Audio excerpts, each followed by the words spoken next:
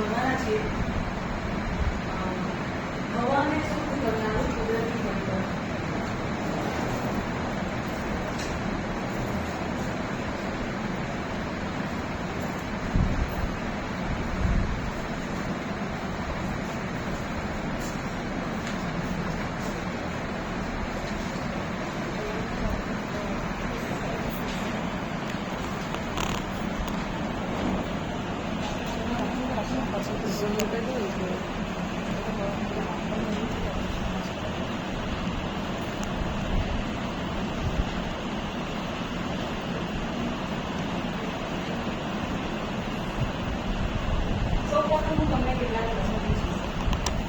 હવામાં કયા કયા વાયુઓ રહેલા હોય છે?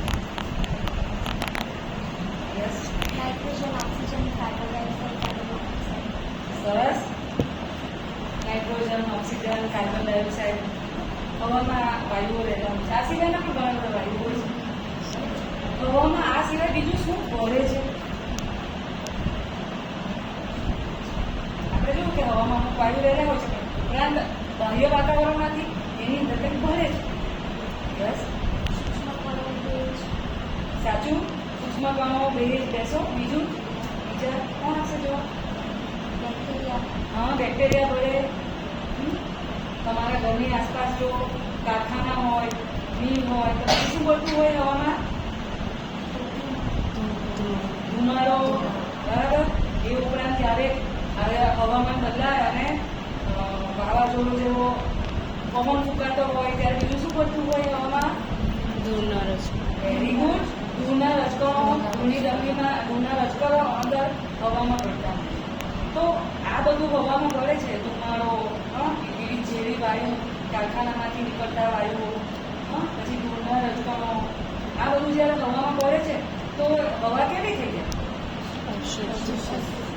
આગળ ઊંચી કરીને જવાબ આપો. યસ.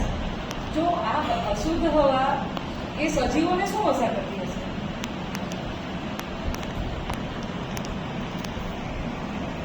યસ, સાચું છે. અશુદ્ધ હવા ને વિજ્ઞાનની ભાષામાં બીજું શું કહી શકાય? દૂષિત હવા. હજુ વધારે કહીએ તો પ્રદૂષિત હવા. બરાબર. તો આવી પ્રદૂષિત હવા છે એ પ્રાણી સૃષ્ટિ અને જીવ સૃષ્ટિ માટે કેવી છે? યસ, વિચારો. ઘણું સરસ. હાનિકારક. તો એનો મતલબ તો એમ થયો કે આ દૂષિત હવા, પ્રદૂષિત હવા જો પ્રદૂષિત જ રહેતી હશે, દૂષિત જ રહેતી હશે તો સજીવ સૃષ્ટિ આ જળધરમાં ટકી જ નહીં શકે. તો એનો મતલબ એમ થયો કે જે હવા દૂષિત થાય છે એ કોઈક ને કોઈક રીતે શુદ્ધ પણ થયા કરે છે. તો તમે જાણો છો કે આ દૂષિત હવા અને શુદ્ધ કરનારું પરિબળ કયું છે? યસ, સાચી વાત છે. વૃક્ષ. વૃક્ષ એ કઈ રીતે દૂષિત હવાને શુદ્ધ કરે છે? બીજા કોઈ જણનો?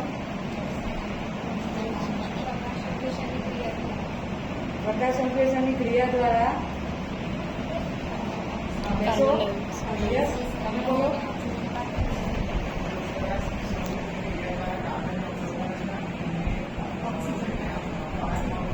યસ, એટલે કે હવામાં રહેલો કાર્બન ડાયોક્સાઇડ છે એ પોતે શ્વસનમાં રહે છે અને આપણને શુદ્ધ હવા, ઓક્સિજન આપણને આપે છે અને હવા શુદ્ધ થાય છે.